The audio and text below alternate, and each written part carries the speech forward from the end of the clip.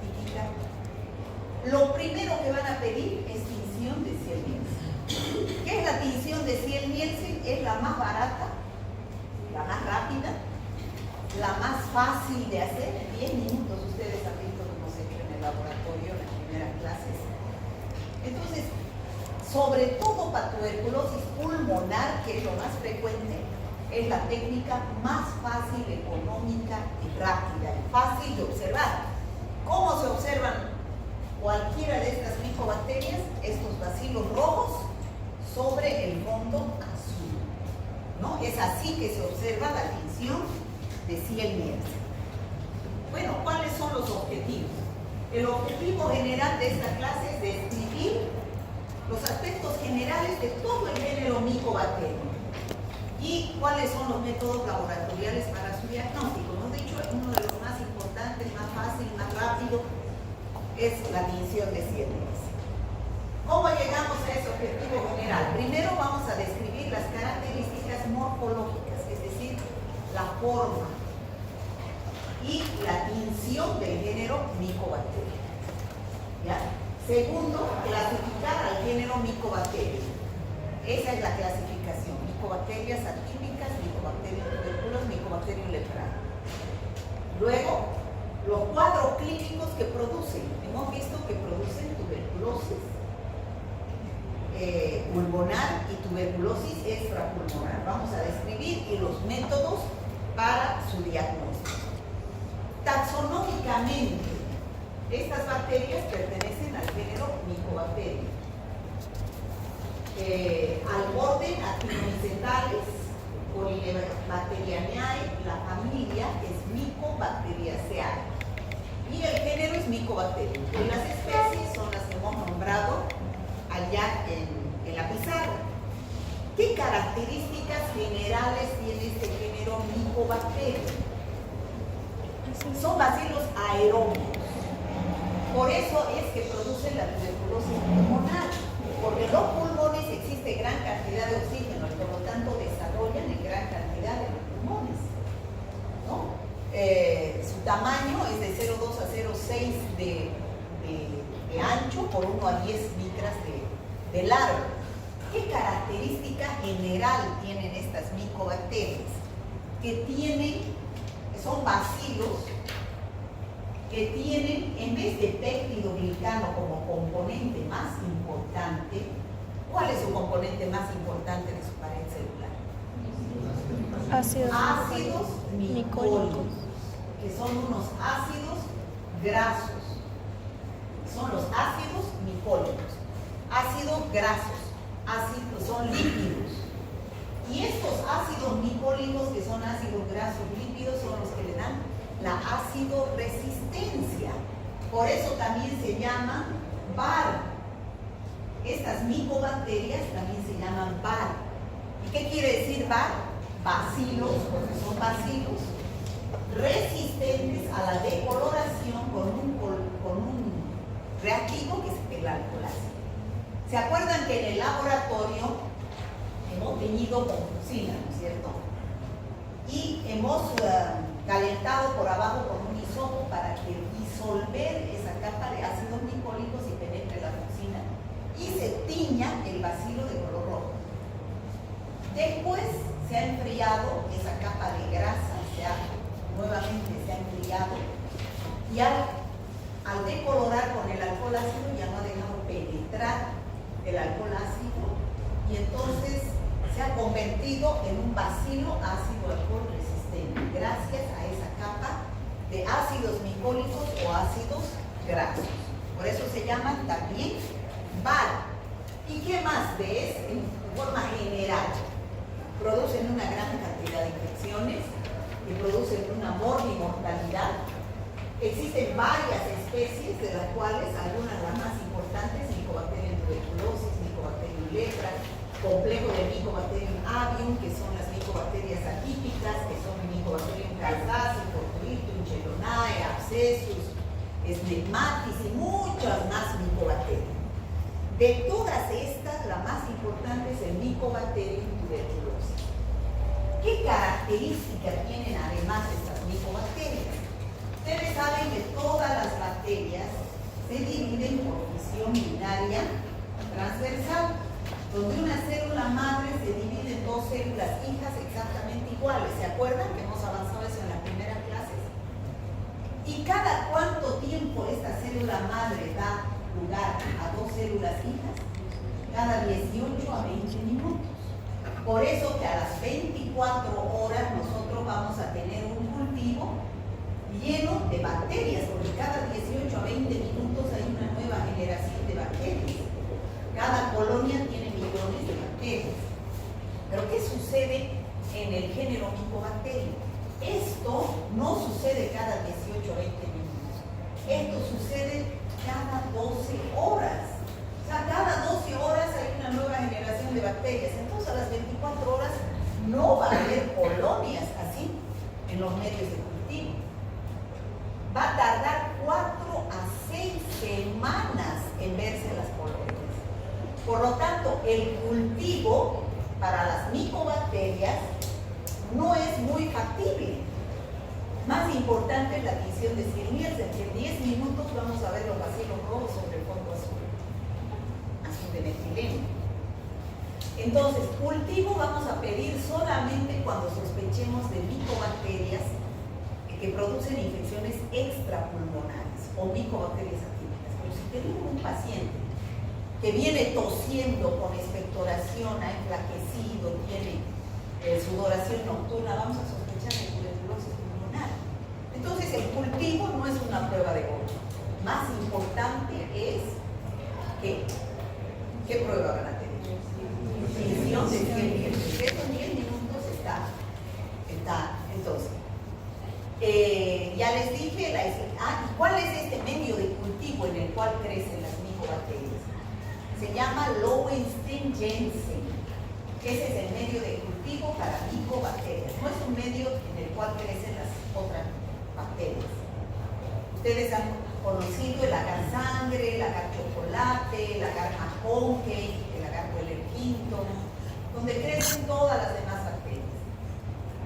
Si ustedes quieren que se cultive a estas micobacterias, el medio de Lowenstein-Jensen es un medio específico para estas micobacterias y no lo tiene cualquier laboratorio.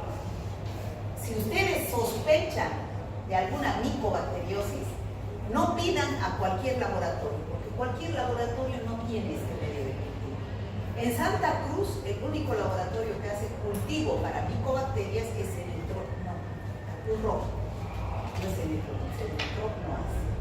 Es la Cruz Roja. Ya es el laboratorio de referencia para micobacterias. ¿Ya? La mayoría de los laboratorios no hace. ¿Por qué? Porque es altamente infecciosa, es nivel bioseguridad 3 esta bacteria. Puede producir infecciones que se curan, pero pueden producir infecciones contagiosas. Por eso en los laboratorios académicos, en las universidades, estas bacterias no se las manejan. Nivel bioseguridad 3. ¿Ya? Bueno, el aislamiento de las micobacterias de crecimiento lento, como tuberculosis, avión, intracelulares, necesitan de 4 a 6 semanas para su crecimiento, porque tardan 12 horas en dar una nueva generación de bacterias. Hay otras micobacterias que son ambientales, como por ejemplo el Fortuitum, el Chelonae, que no producen infecciones importantes. Esas pueden crecer en 3 días. ¿Ya? El Mycobacterium lepra, cuando ustedes han escuchado hablar de la lepra, ¿o no? Sí. ¿Saben lo que es lepra? ¿Alguna vez han leído la Biblia, por lo menos? Ahí hablan de la lepra, ¿no es cierto? Los leprosos, que la gente huía, son unas infecciones en piel, tejido blando, donde afecta al sistema nervioso. Entonces la gente huía pensando que era una enfermedad sumamente contagiosa. Ese Mycobacterium lepra, que produce la lepra, no crece en los medios de cultivo. Hasta el momento no existe ningún medio de cultivo para Mycobacterium lepra. O sea que cuando ustedes sospechen que un paciente tiene lepra, no pidan cultivo.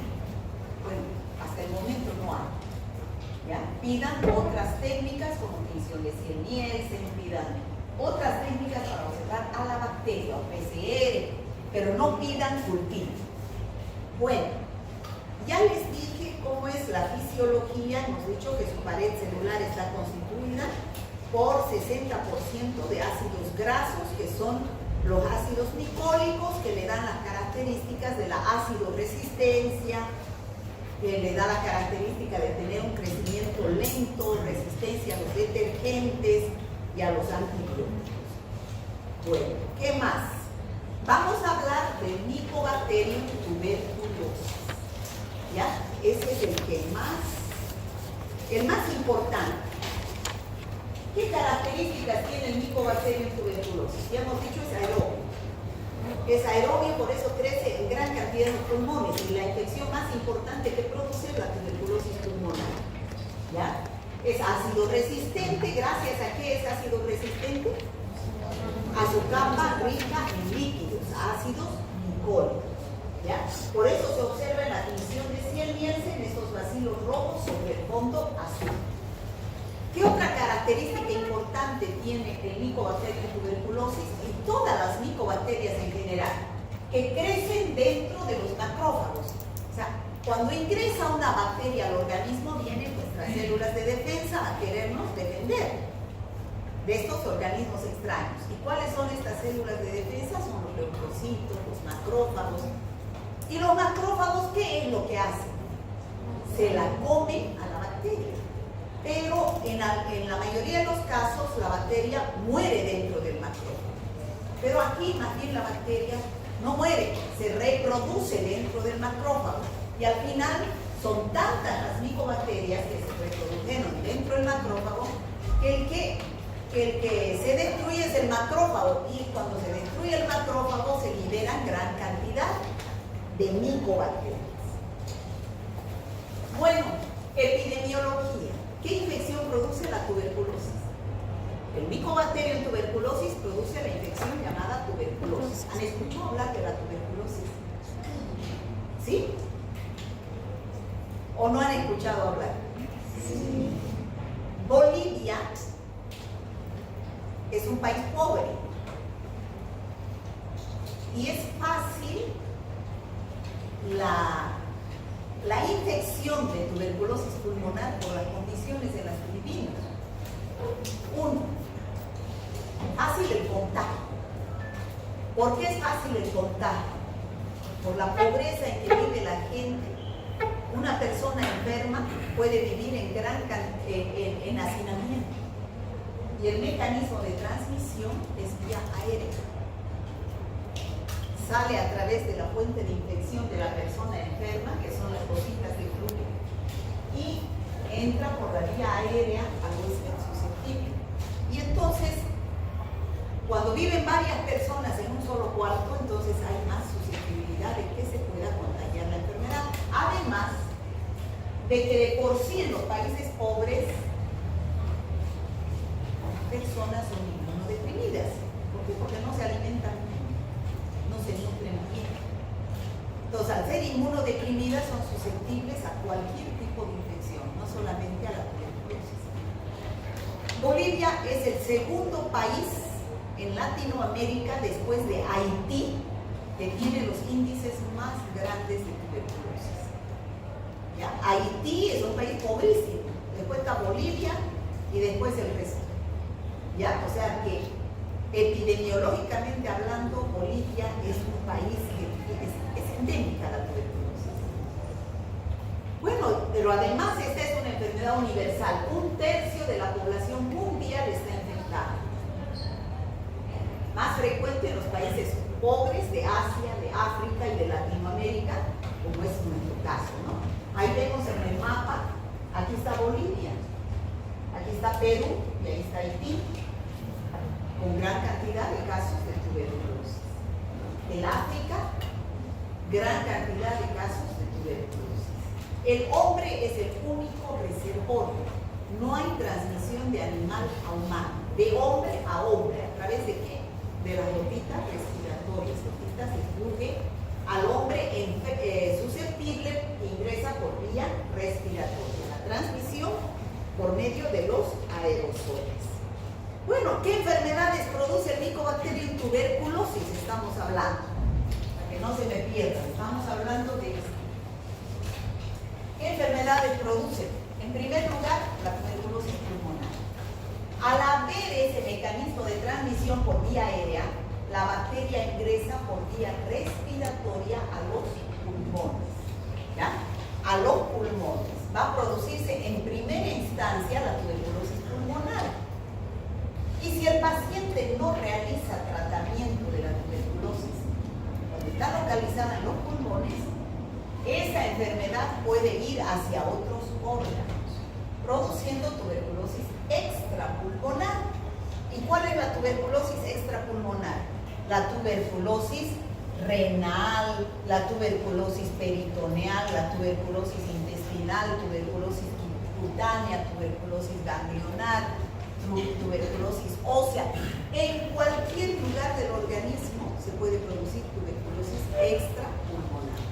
Pero en primera instancia quiero que le quede claro. ¿Dónde es el lugar donde primariamente se localiza el Mycobacterium tuberculosis? En los pulmones. No se hace tratamiento de la tuberculosis pulmonar y se puede diseminar y dando tuberculosis extrapulmonar. Primera instancia, los pulmones. Bueno, la enfermedad primaria es pulmonar, vía de infección aérea. El bacilo es fagocitado por los macrófagos, pero en los macrófagos se multiplica, como ya dijimos anteriormente, y se forma el fagosoma y después revienta el fagosoma y las micobacterias se liberan en los pulmones y producen la tuberculosis pulmonar. Estas son las tres etapas por las cuales pasa un paciente que tiene tuberculosis pulmonar. A ver, ustedes piensan que cualquier persona que respira aire contaminado con micobacterias te va a dar tuberculosis pulmonar. No, ya saben ustedes que depende de factores del huésped y factores de la bacteria. Para cualquier infección, ¿cuáles son los factores del huésped en primera instancia? ¿Cuál? La edad. Pero en forma general, ¿cuál? Eso, el estado de su inmunidad. Ya, pacientes por la edad, que son edades extremas de la vida, son más inmunodeprimidos que los, ¿no es cierto? Ya. Pero, ¿y también de qué depende de factores de la bacteria? De la virulencia de la bacteria. De que tenga cápsula, no tenga cápsula, de que tenga fimbrias, no tenga fimbrias. En este caso, la bacteria se multiplica dentro de los macrófagos.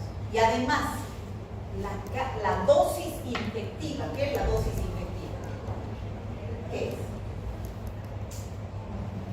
¿Qué es dosis? Cuando usted le hablan de dosis, ¿qué significa? En toda enfermedad, desde el primer día que yo hablé, dije que para que se produzca una enfermedad, cuando este huésped susceptible adquiere una bacteria, ¿de qué depende? De factores del huésped y factores de la bacteria. ¿Cuáles son los factores del huésped? Su estado de inmunidad. ¿Y cuáles son los factores de la bacteria? La dosis infectiva. ¿Qué es la dosis infectiva? La cantidad de bacterias. Dosis, chicos. Dosis se refiere a cantidad, a número. La cantidad de bacterias que ingresan al organismo. Eso es la dosis infectiva, no se olviden. ¿Ya? De cualquier bacteria. En este caso, cuando la bacteria ingresa hacia los pulmones, esto tenemos aquí los pulmones. Cuando la bacteria ingresa por la vía respiratoria, llega hacia los pulmones, el bacilo. Entonces, ¿qué se va a formar en los pulmones? Una lesión en los alvéolos, que es una lesión alveolar exudativa, es una reacción inflamatoria aguda que tiene líquido de edema y fibrina. Pero todavía no tiene tuberculosis. Entonces, ¿qué puede suceder en los pulmones en esa primera etapa que es la inflamación? Dos cosas. Uno, si el paciente es inmunocompetente, se cura por reabsorción, no pasa nada. Se reabsorbe este proceso inflamatorio y no pasa nada. Pero si el paciente es inmunodeprimido, pasa a una segunda etapa que es la formación del tubérculo. Bueno, ¿y qué es el tubérculo? Se forma un granuloma en los pulmones llamado tubérculo, que está constituido por tres partes. Este tubérculo está constituido por tres partes. Una parte central está constituida por células gigantes de Langerhans, ese tubérculo. Una zona media constituida por células epitelioides, ese granuloma, células epitelioides, y una parte periférica que está constituida por linfocitos, fibroblastos, y esto está dentro de los pulmones. Eso es el tubérculo o granuloma. Todavía ahí el paciente no tiene signos ni síntomas de tuberculosis. Entonces, ¿qué puede suceder ahí? Si el paciente es inmunodeprimido, va a evolucionar hacia la fase de caseificación.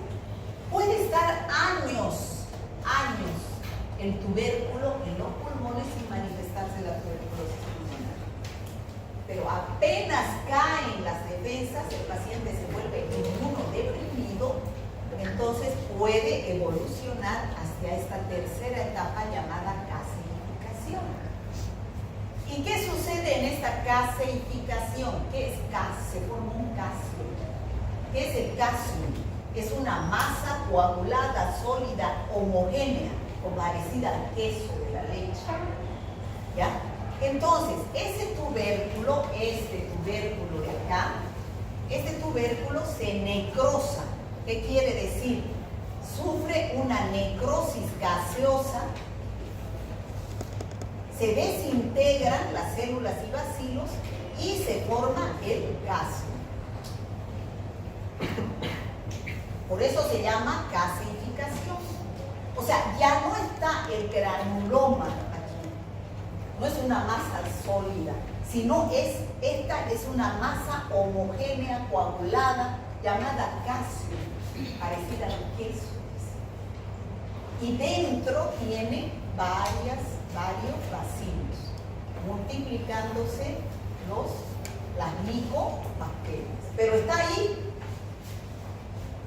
encapsulado, no sale a los pulmones. El paciente no tiene todavía ahí síntomas de tuberculosis. Y así puede estar años. Entonces, ¿qué sucede después? Puede suceder dos cosas. Esa lesión gaseosa llamada caseo, lo más favorable es que se condense, se encapsule del tejido fibroso y se mantenga así. En los pulmones. Por eso es que cuando uno algunas veces se hace una radiografía del tórax, ve los pulmones y se observan unas manchas. ¿Alguna vez tuvo tuberculosis? No, pero tiene su caso. No se manifestó la enfermedad. Eso es lo más favorable. Años puede estar ahí. Pero ¿qué puede suceder también? Que se licúe esta parte central del caseo, se licúe, ya no es una masa coagulada parecida al queso, y puede suceder dos cosas. Esto ya es líquido, pero está dentro, ahí el vacío. Es líquido lo que está aquí adentro, porque se ha licuado. Entonces ya está licuado, pero no drena. ¿Qué quiere decir? No sale hacia los pulmones. No drena, se condensa y sigue encapsulado ahí adentro. No pasa nada. Años puede estar así. O que este líquido drene hacia el resto de los pulmones y salgan los bacilos. Entonces ahí, en esta masa coagulada, si el líquido sale, se forman unas cavernas. Y entonces, ¿qué va a suceder aquí?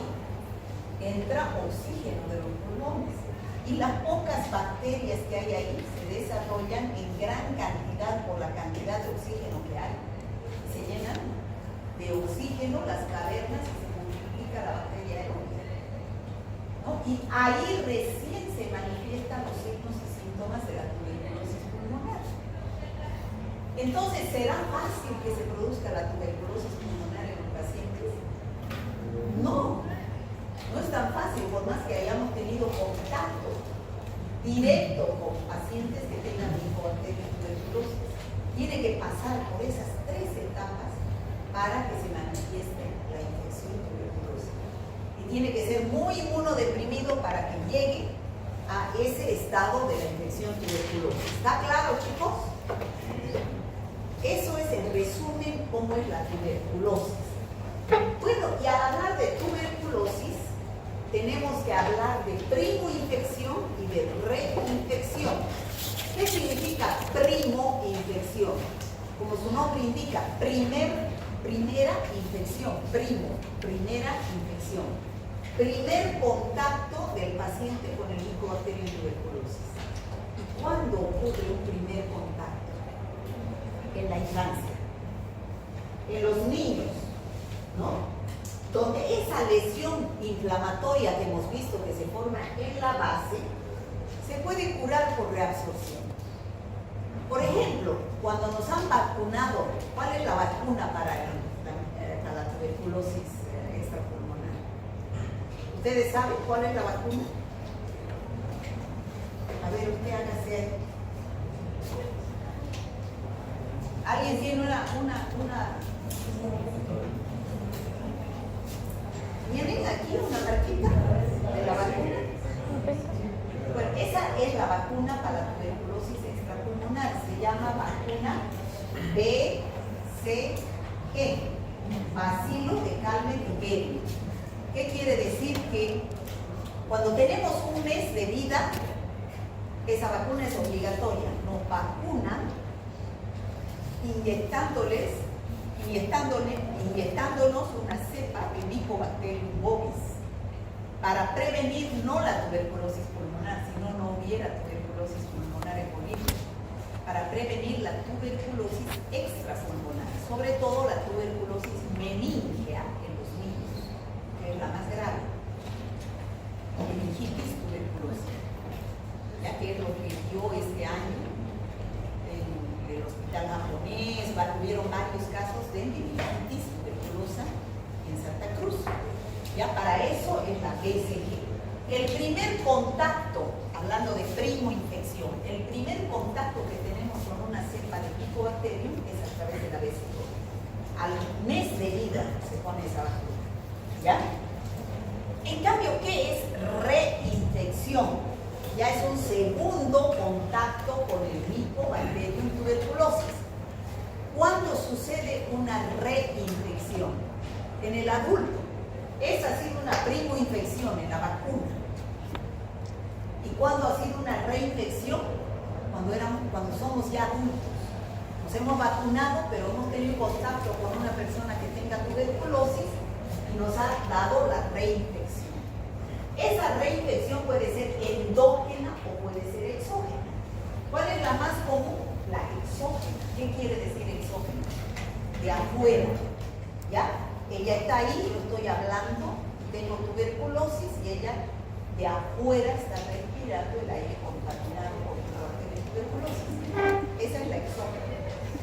La endógena, ¿qué significa? Que yo tenía en mis pulmones esos tubérculos que después se convirtieron en casos y la bacteria no salía de esos casos, ¿no es cierto? Años estaba ahí. Pero ¿qué sucede? Baja mis defensas y puede drenar ese caso, salir el líquido y se produzca la caverna, se ingrese oxígeno y se multiplique la bacteria. Entonces, eso es una reinfección endógena. ¿Me dejo entender? De mis propios pulmones, que lo he tenido años ahí, pero bajan mis defensas por cualquier causa. Puede ser por estrés, por lo que sea. Te cuento yo un caso, por ejemplo. Había una secretaria en el hospital que ella nunca había tenido, no era en el hospital, en una oficina. Nunca había tenido contacto con el Mycobacterium tuberculosis, pero empezó a toser. Empezó a toser y toser. Entonces le hicieron las pruebas de tuberculosis y radiografía positiva. Le hicieron la prueba de fruto, vio la baciloscopía positiva, ¿no? Entonces, pero nunca ha estado en contacto con Mycobacterium tuberculosis. Entonces le preguntan, ¿alguna vez? Sí, cuando yo era más joven, el portero de mi oficina tenía tuberculosis. Bueno, ella, al estar en contacto con el portero todos los días, entonces respiró, pero la bacteria estaba encapsulada en ese periodo de inflamación, de formación del tubérculo, calcificación. ¿Y qué pasó? La señora entró en un proceso de divorcio. Y al estar en divorcio ha estado en estado de depresión. Entonces la bacteria ¿qué ha pasado? Ha pasado por las 3 etapas y ha sufrido una reinfección endógena. A eso significa endógeno. ¿Está claro, chicos? De su propio organismo, no es exógena, sino es endógeno. ¿Ya?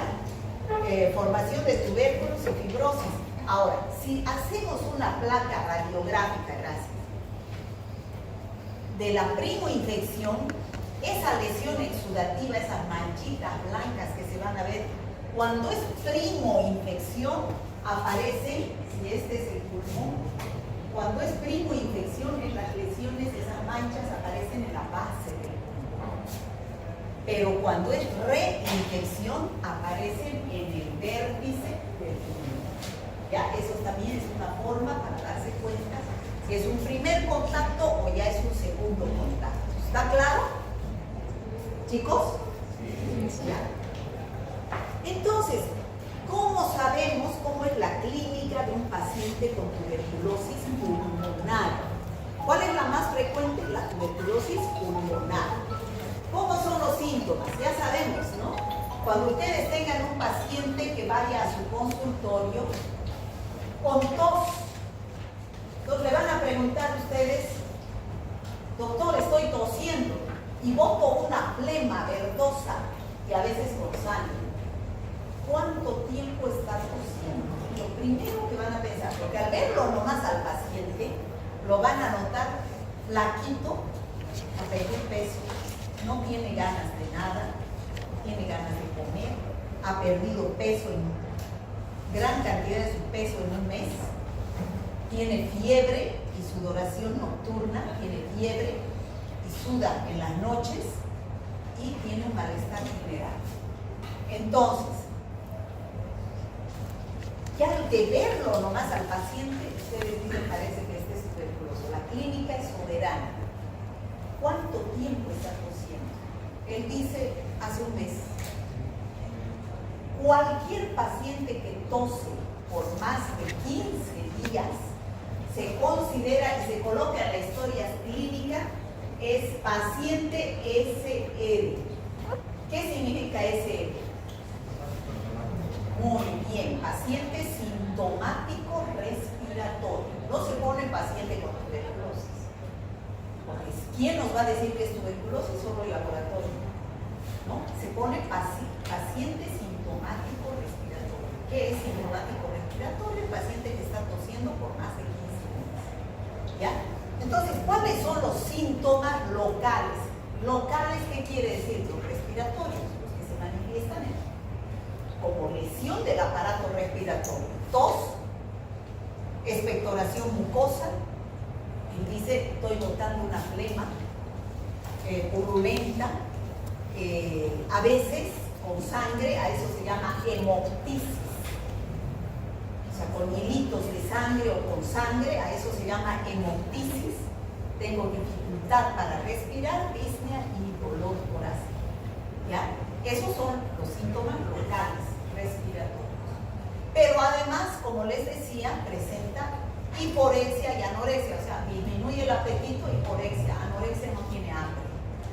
Astenia, o sea, total desgano, pérdida de peso porque no come, fiebre, diaforesis nocturna, es decir, sudoración nocturna, malestar general. Ese es un paciente con tuberculosis pulmonar. ¿Ya? ¿Está claro? Ante un paciente así, lo primero que ustedes tienen que decir, ¿qué van a pedir? Vaciloscopía seriada. ¿Qué es la vaciloscopía seriada? La tinción de Zier-Nielsen. Tinción de Zier-Nielsen, llamada también vaciloscopía seriada. ¿Por qué se llama seriada? Porque no se hace solo una muestra, hay que pedir 2 o 3 muestras. ¿Por qué? Porque el paciente que está con tuberculosis no todo el tiempo expectora. No expectora todo el tiempo los vacilos. Si yo pido solo una muestra, puede que esa muestra, el paciente no esté expectorando, voy a dar un resultado falso negativo. ¿Está claro? Entonces tengo que pedir 2 o 3 muestras. ¿Ya? Ahorita vamos a ver cómo se pide las muestras. Bueno, ya hemos dicho que primero al paciente da tuberculosis pulmonar. Si no se hace tratamiento cuando la bacteria está en los pulmones, puede pasar a una tuberculosis extrapulmonar. Ya hemos dicho tuberculosis cutánea, tuberculosis meningia, tuberculosis en los huesos, en las articulaciones, en los riñones, en las linfangitis tuberculosa es en los ganglios, tuberculosis peritoneal, cutánea, a todo nivel puede afectar el microorganismo. Ya eso se llama tuberculosis extrapulmonar. Cuando la bacteria está en los pulmones, se puede pedir vaciloscopía seriada, porque hay gran cantidad de bacilos que el paciente elimina por el esputo. Pero cuando ya tiene esta tuberculosis extrapulmonar, hay poca cantidad de bacilos. Y a muy raras veces la vaciloscopía o tinción de Zier-Nielsen no es la prueba de oro. Hay que pedir otras pruebas más sensibles, como por ejemplo hay que pedir pruebas moleculares como el GeneXpert, que es una prueba de biología molecular. GeneXpert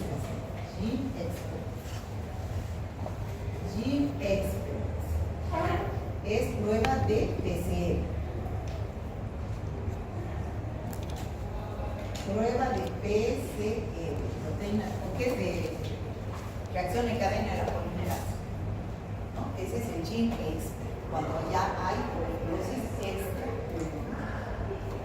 Bueno, pero a nosotros lo que más nos interesa es diagnosticar la tuberculosis pulmonar.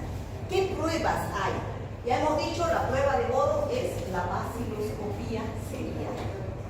Pero también hay otras pruebas, como por ejemplo hay una prueba cutánea llamada prueba de la tuberculina o prueba de Mantoux. Prueba de la tuberculina o prueba de Mantoux. Tuberculina, también algunos dicen la prueba de Mantoux. ¿Ya? ¿En qué consiste esa prueba? Generalmente se pide en los niños. ¿Por qué en los niños? Porque los niños no expectoran. A ver, a un niño de 3 años, díganle, a ver, lleve su esputo al laboratorio. Los niños se lo tragan su esputo si tienen. ¿No? Entonces, se le pide la prueba de la tuberculina. ¿En qué consiste la prueba de la tuberculina? Ahorita vamos a ver eso. También se puede pedir el cultivo, que ya hemos dicho que tarda 4 a 6 semanas, o la PCR, la prueba de GeneXpert. Esta es la prueba de la tuberculina. Los laboratorios tienen un reactivo que se llama PPD. Recibe 3 nombres: PPD, derivado proteico purificado, prueba de la tuberculina o prueba de Mantoux. Esos 3 nombres reciben la misma prueba. ¿En qué consiste? Los laboratorios tienen este reactivo. ¿Qué es ese reactivo? Es un derivado proteico de Mycobacterium tuberculosis, o sea, antígeno. ¿Ya? Entonces, pero son antígenos atenuados, son micobacterias atenuadas. ¿Qué significa? atenuada, significa que no, si yo lo inyecto, no es capaz de producir la enfermedad. Han sido tratados en laboratorio para no infectar, sino con pruebas como prueba de diagnóstico. Inyecto acá, en esta parte del antebrazo, antígeno de PPD o tuberculina. Entonces, al inyectar antígeno, ese antígeno va a buscar en el cuerpo. ¿Cómo va a haber anticuerpo en ese paciente? Si ha estado en contacto con Mycobacterium tuberculosis, ese paciente ha formado anticuerpo. Pero si no ha estado en contacto, ese paciente no ha formado anticuerpo.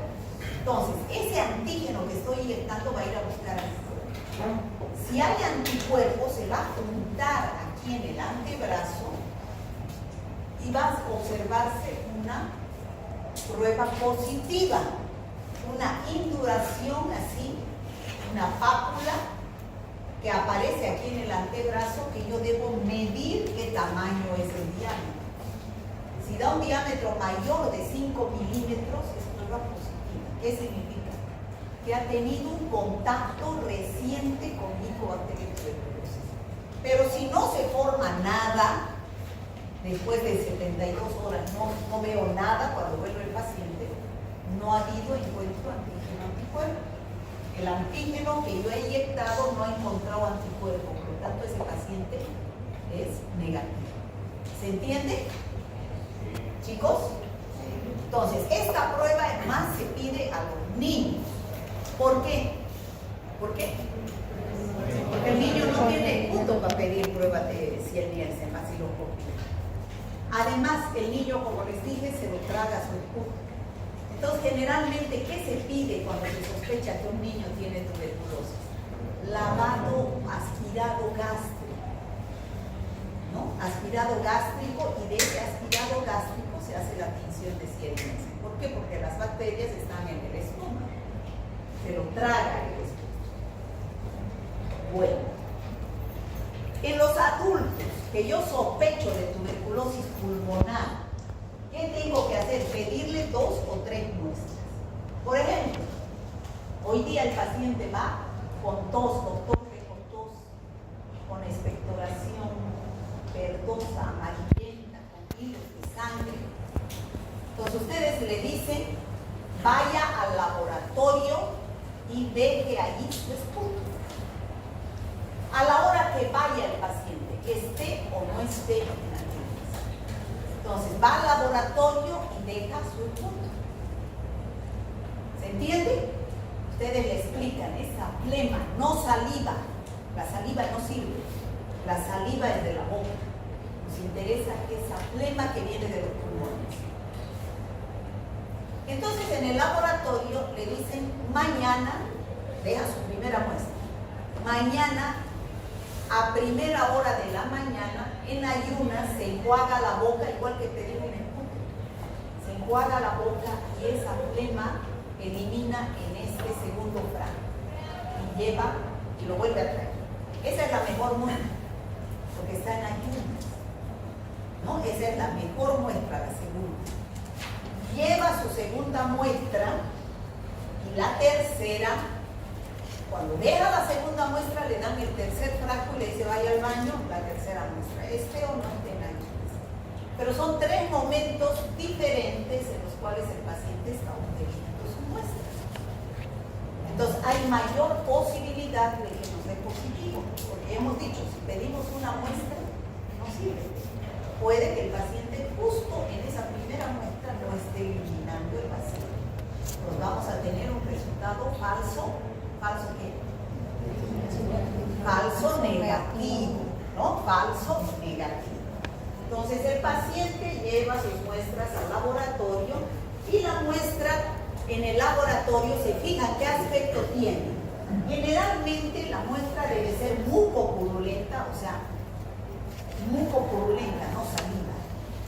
Sanguinolenta, con sangre, mucosa, solo mucus, o salival.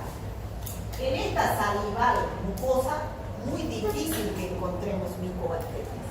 La muestra es mejor cuando es mucopurulenta o sanguinolenta. Ya saben, en el laboratorio se hace la tinción de Ziel-Nielsen, que ya ustedes conocen porque hemos hecho en el laboratorio, donde al finalizar de todos los pasos vamos a ver el bacilo rojo sobre el fondo azul. Y se va a informar positivo una cruz, dos cruces o tres cruces. Lo normal es que no se observe ni un solo bacilo rojo. Cualquiera de nosotros que no tenga tuberculosis, no se observa ni un solo bacilo. No se debe observar. Pero basta que se observe un solo bacilo por campo microscópico, se informa positivo. Ahora, en práctica vamos a ver que cuando hay un solo bacilo se informa positivo una cruz, dos cruces o tres cruces. ¿Qué significa positivo una cruz? Que vamos a ver 1 a 10 VAS de 10 a 99 VAR en 100 campos. O sea, tengo yo, eso está más fácil en su guía. ¿Ya? Ese es un campo, este es un escudo. Estos son campos microscópicos. Son varios campos microscópicos. Normalmente yo no debería ver un solo vacilo. No se observa más. Pero basta que yo observe un solo bacilo o dos bacilos ya en forma positiva. De acuerdo a la cantidad de bacilos que el laboratorio les informa a ustedes. Positivo una cruz, dos cruces, tres cruces. ¿Qué significa positivo una cruz? De 10 a 99, o sea, yo veo los bacilos entre 10 y 99, o sea, puedo observar 11, 12, 13, y lo sumo y me dan 11, 12, 13, 99 bacilos. Informo positivo una cruz. ¿Me dejo entender? ¿Cuándo informa el laboratorio positivo dos cruces? Cuando en cada campo, ya sin sumar, yo observo entre 2 a 10. O sea que en todos los campos hay entre 2 a 10 bacilos. O sea, mayor cantidad de bacilos, ¿no es cierto? ¿Me dejo entender? ¿Y cuándo informa positivo tres cruces? Cuando en cada campo hay más de 10 barras, más de 10 barras. Puede ser 10, 11, 12. Entonces, ¿es lo mismo que a ustedes el laboratorio les informe positivo una cruz que tres cruces? No. ¿Cuál es la diferencia? La cantidad de bacilos. Entonces, si viene un paciente con una baciloscopía negativa, otro paciente con baciloscopía positiva una cruz y otro paciente con baciloscopía positiva tres cruces, es lo mismo. El que es negativo no transmite. El que es positivo una cruz y tres cruces transmite. Pero ¿cuál es más infeccioso? El de tres cruces, porque está eliminando mayor cantidad de bacilos en cada gotita de saliva. Infecta mayor cantidad de personas. ¿Está claro? Eso lo vamos a ver mejor en práctica. Bueno, ya hemos dicho que el cultivo de esta bacteria es en el medio de Low Stage Genesis. ¿Y cuánto tiempo tarda en crecer? 4 a 6 semanas. Ahora, ¿cómo se hace el tratamiento de la tuberculosis pulmonar? Se trata con antibióticos, pero no cualquier antibiótico. El Programa Nacional de Tuberculosis, en cada país hay un programa nacional. Y ese programa nacional es para prevenir la tuberculosis y es gratuito. El tratamiento es gratuito, dan la droga gratis. Es cubierto por el ministerio. El diagnóstico es gratuito, la baciloscopía, la radiografía es gratuita. ¿Qué se llaman esos medicamentos que dan? Antituberculostáticos. Se hace en Bolivia, el tratamiento es entre 6 a 8 meses. De estar tomando todos los días estos medicamentos, no solo uno, hay que tomar 4 a 6 medicamentos diarios. La piracinamida, la rifampicina, medicina el etambutol, la isoniazida, ¿no? La isoniazida, la rifampicina. 2 meses hay que tomar la isoniazida, el etambutol, piracinamida y rifampicina. 2 meses. Y 4 a 6 meses la isoniazida y rifampicina. Ahora, al mes ya que el paciente está tomando los medicamentos, después de que los pulmones estaban destruidos, al mes ya están limpios esos pulmones. ¿Qué quiere decir? Que la tuberculosis es curable cuando se trata de... Pero ¿cuál es el problema de estos medicamentos? Que producen rajas. ¿Saben lo que es eso? Reacciones alérgicas. Entonces, algunos pacientes tienen urticaria, otros pacientes tienen daño hepático, empiezan a tener náuseas, vómitos y abandonan el tratamiento. Entonces, si abandonan tratamiento, ese paciente ya se vuelve resistente a estas drogas de primera línea. Y hay que empezar con drogas de segunda línea que son más fuertes, ¿no? Ahí tenemos las de segunda línea. Lo ideal sería solamente estos medicamentos, pero son tóxicos. Entonces, si es que el paciente abandona en ambos casos tratamiento, entonces ¿qué va a pasar? Se vuelve un paciente MDR. ¿Qué significa MDR? Multidrogoresistente. A ver, joven, usted, negro. ¿Qué significa RAP? Reacciones adversas a los medicamentos antituberculosos, ¿no? Reacciones adversas. ¿Y qué significa MDR?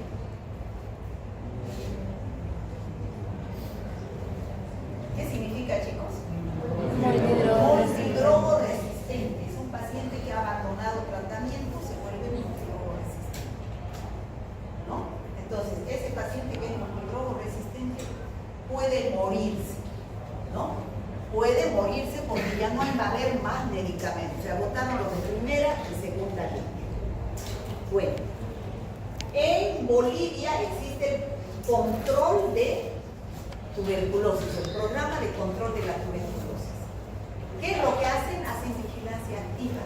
¿Qué significa? Que si ustedes en el laboratorio, en el centro de salud, que es en el hospital o en el centro de salud, diagnostican a un paciente con tuberculosis pulmonar, tienen que preguntar, hacer una ficha epidemiológica y decir, a ver, ¿con quiénes vive? ¿Usted es el único que tiene síntomas de tuberculosis? No, hay que hacer a toda la familia o al que esté en contacto con él la vacilología. Entonces se hace vigilancia activa de casos porque una persona con tuberculosis transmite a 10 fácilmente. Y por eso que no se acaba la enfermedad, ¿ya? ¿Qué medidas de profilaxis tenemos para la tuberculosis? La vacuna que dijimos, la BCG. ¿Qué significa BCG? Bacilo, Calmen.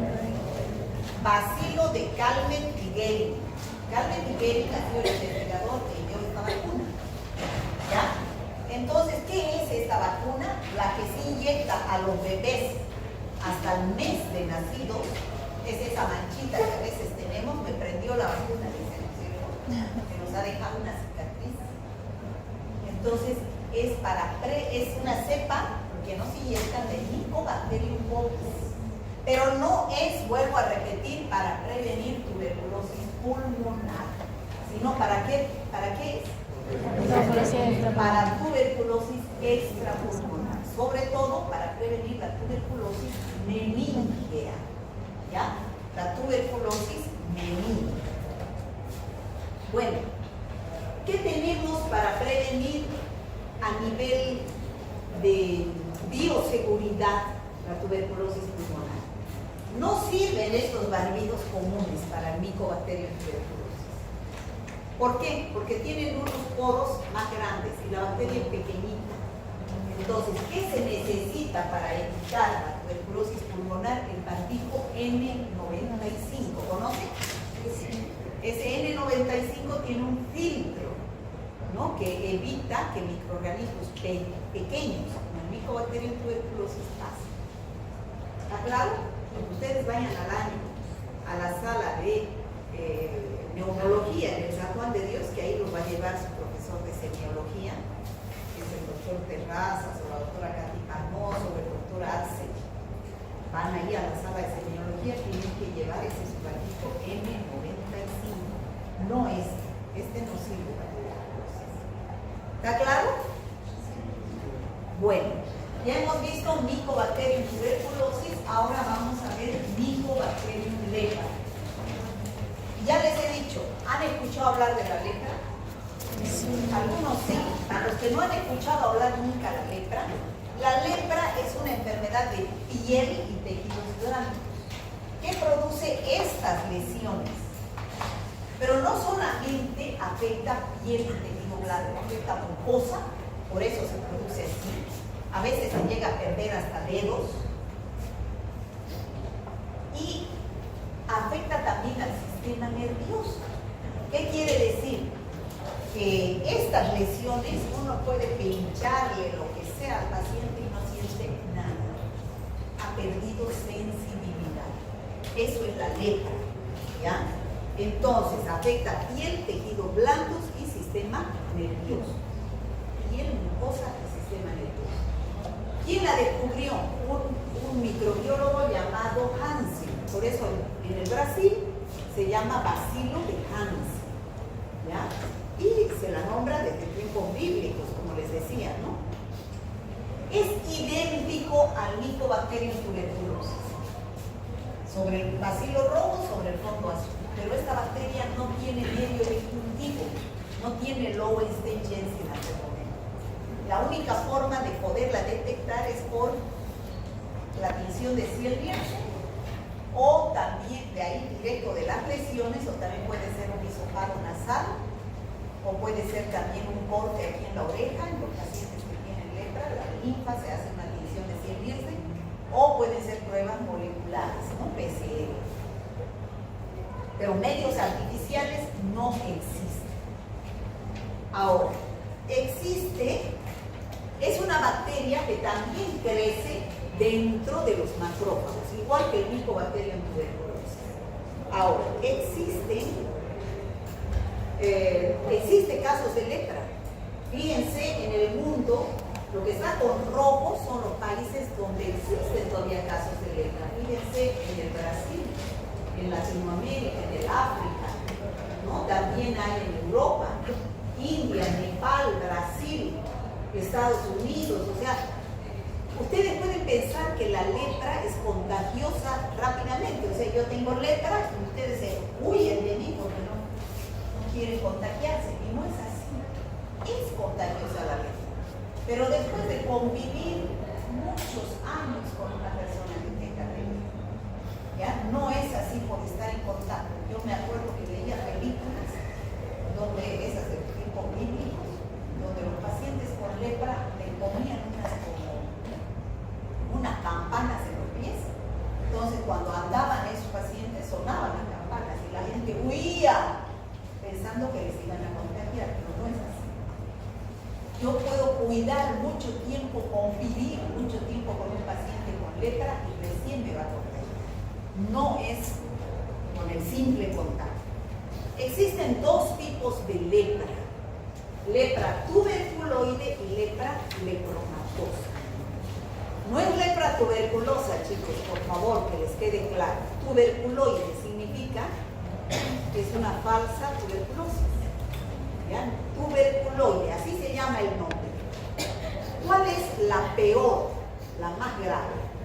La tuberculosis, la lepra lepromatosa. La lepra tuberculoide es de evolución más benigna. ¿Qué diferencia hay clínicamente? ¿Cómo son las lesiones de la lepra tuberculoide y cómo son las lesiones de la lepra lepromatosa?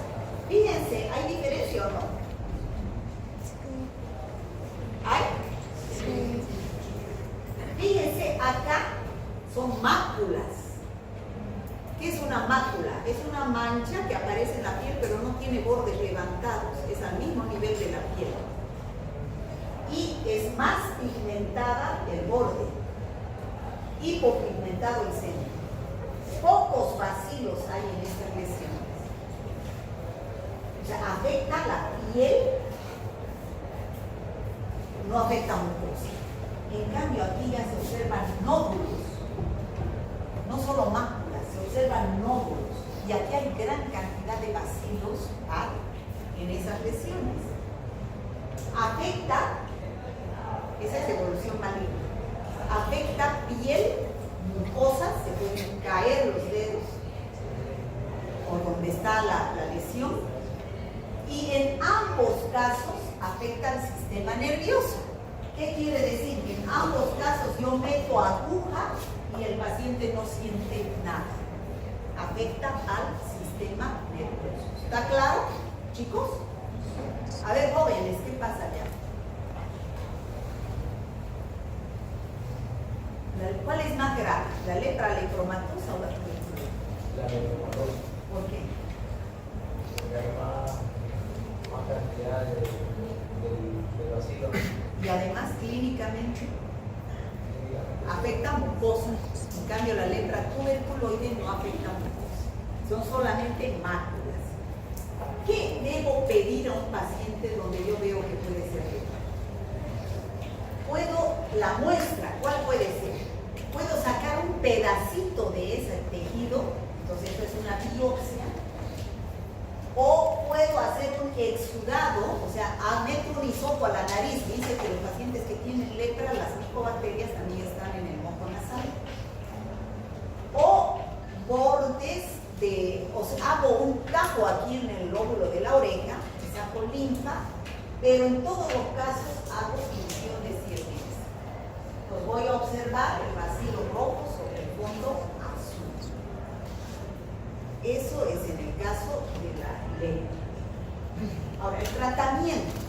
¿Con qué hago tratamiento? La lepra, que es de evolución benigna, la tuberculoide. 6 meses con rifampicina y dapsona. En cambio, la de evolución maligna, que es la leptomatosa, 12 meses con rifampicina, dapsona y clofamicina. La enfermedad se controla con el diagnóstico y el tratamiento precoz de las personas infectadas. Hay que hacer tratamiento largo, pero se curan las lesiones cuando es a tiempo. Eso sería el Mycobacterium lepra. Ya hemos visto tuberculosis, Mycobacterium lepra, y ahora vamos a ver a estas micobacterias atípicas. ¿Qué significan micobacterias atípicas? Que no son tan típicas como el Mycobacterium tuberculosis y el Mycobacterium lepra. Estas son las bacterias del Mycobacterium avium. Generalmente estas micobacterias atípicas, ¿qué enfermedades producen? En algunos pacientes solamente ingresan y no producen ninguna sintomatología. Pacientes están infectados pero no producen sintomatología. En otros pacientes puede llegar a afectar a los pulmones y producir una enfermedad parecida a la tuberculosis. Y en otros pacientes, generalmente en pacientes con SIDA, inmunodeprimidos, va a ir a afectar los ganglios. Entonces, ¿qué se observa? En pacientes inmunodeprimidos, poliadenopatías, pacientes con ganglios, a nivel de todo el organismo. ¿Ya? Entonces, repitiendo, la prueba de oro para todas las micobacterias es la tensión de células. Para micobacterias extrapulmonares, que se pide cultivo. Pero la prueba de oro para tuberculosis pulmonar es solo la tensión de células. ¿Por qué? Porque en el epulto hay gran cantidad de bacilos. En cambio, cuando es extrapulmonar no hay bacilos. Entonces hay que cultivar, ¿ya? Métodos de diagnóstico. Aquí está el GeneXpert.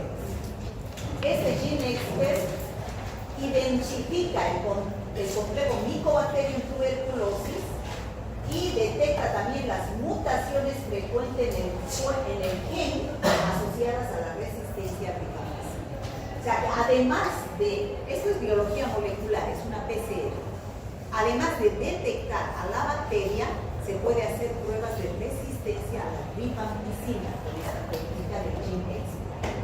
Ahora también existe otra prueba, el cuantiferón, donde la muestra es sangre y mide la respuesta inmune celular retardada que es cutánea. O sea, pacientes que tienen ya anticuerpos formados para esta bacteria. No todos los laboratorios cuentan con estas pruebas. Bueno, repitiendo, tratamiento para tuberculosis pulmonar debe ser con varios medicamentos antituberculostáticos de 6 a 8 meses. ¿No? Rifampicina, isoniazida, campendol, piracinamida, streptomicina. Ahora, en pacientes donde en una familia hay un paciente con tuberculosis, para evitar la infección de los otros miembros de la familia, hay que hacer quimioprofilaxis, ¿no? Darles quimioprofilaxis. Isoniazida diaria durante 9 meses, solo isoniazida. Y la BCG para evitar, ¿qué cosa? ¿Para qué es la BCG? La tuberculosis benigna, ¿no? En los recién nacidos. La BCG, chicos, es vacuna. No se vayan a confundir con la PPD. La PPD, que es derivado proteico purificado, es la prueba de la tuberculina para ver si hay o no anticuerpos. No es vacuna, es método de diagnóstico. No es lo mismo PPD que BCG. Bueno, nunca se debe utilizar monoterapia. ¿Qué significa? Nunca un solo antituberculostático para tratar la tuberculosis pulmonar. Siempre 4 o 6 antituberculostáticos. Y 6 a 8 meses. Para evitar la resistencia y que vayamos a pacientes MDR, multidrogo resistentes. Bueno, debido a que 1/3 de la población mundial, como dijimos, está infectada por Mycobacterium tuberculosis, la eliminación de esta bacteria es poco probable. Hay mucha tuberculosis en el mundo, pero debe haber programas de vigilancia de la tuberculosis. En todo el mundo hay un Día Mundial de la Tuberculosis, que es el 24 de marzo. Esos días todos los ministerios de salud salen a las calles para concientizar a la gente que la tuberculosis es curable, que acudan y que hagan el tratamiento de la tuberculosis. Eso sería todo, chicos, de Mycobacterium.